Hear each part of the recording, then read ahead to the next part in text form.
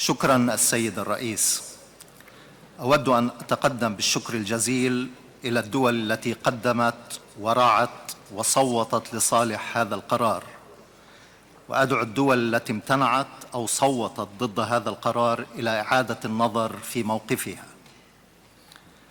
لقد أقر القانون الدولي بأن فلسطين دولة ولديها مقومات الدول، وهذا ما فتح الباب واسعا أمام دولة فلسطين لأن تنضم إلى العديد من المواثيق الدولية والمنظمات الدولية.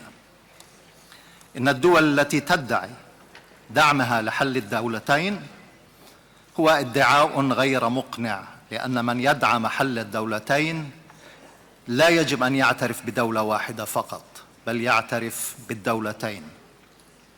وعليه فإن دولة فلسطين لا ترهن الموافقة أو الاعتراف فيها بموافقة دولة الاحتلال العنصري الإسرائيلي.